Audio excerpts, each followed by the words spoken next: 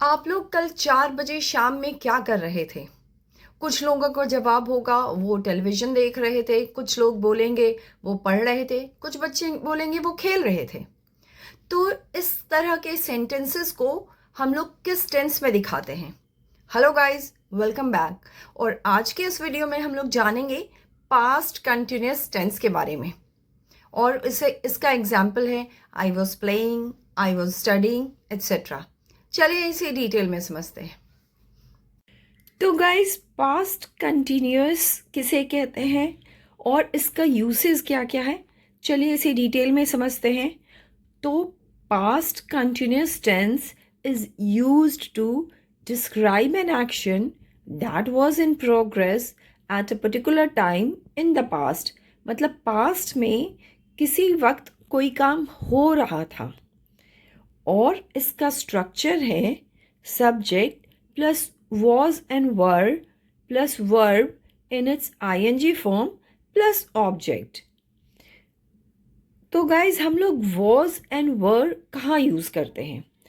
was हम लोग use करते हैं with I, he, she, it और किसी भी सिंगुलर नाउन के साथ हम लोग was यूज़ करते हैं। and you, we, they और किसी भी प्लूरल नाउन के साथ हम लोग were यूज़ करते हैं। और इसका एग्जाम्पल्स है I was reading a book, she was dancing, they were playing cricket, we were watching a movie. और हिंदी में इसका एग्जाम्पल होगा मैं सो रही थी, मैं खा रही थी, वे लोग खेल रहे थे एट्सेट्रा। गाइस, हम लोग देखते हैं पास्ट कंटिन्यूअस टेंस में हम लोग नेगेटिव सेंटेंस और इंटरोगेटिव स्टेटमेंट कैसे बनाते हैं।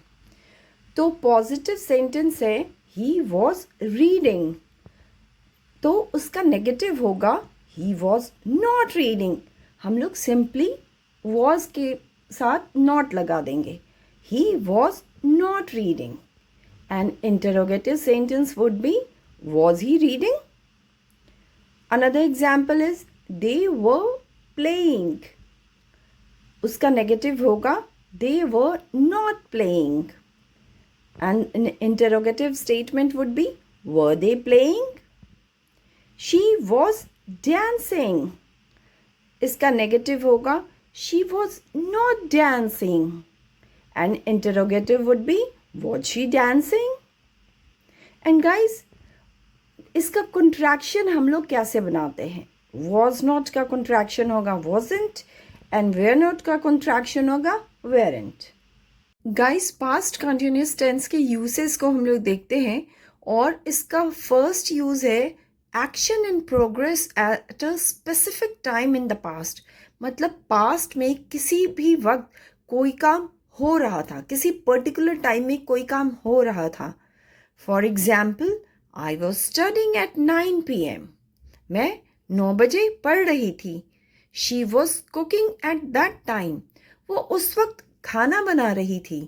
दे were playing cricket in the evening, वो लोग शाम में क्रिकेट खेल रहे थे। मतलब किसी भी पर्टिकुलर टाइम में पास्ट में कोई काम हो रहा था, तो ऐसे एक्शंस को दिखाने के लिए हम लोग पास्ट कंटिन्यूअस टेंस का यूज करते हैं। गाइस, पास्ट कंटिन्यूअस टेंस के हम लोग सेकेंड यूज को देखते हैं and it says interrupted actions means one action was already happening when another action interrupted it। मतलब एक एक्शन, एक काम हो रहा था, तभी उसे किसी दूसरे काम ने रोका, उसे इंटरप्ट किया।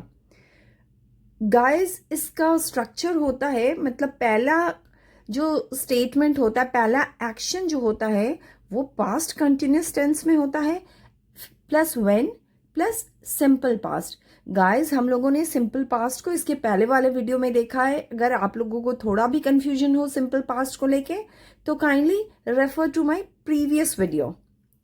गाइस, इसे एग्जाम्पल के थ्रू समझते हैं। I was sleeping when the phone rang, she was studying when I arrived, they were playing when it started to rain.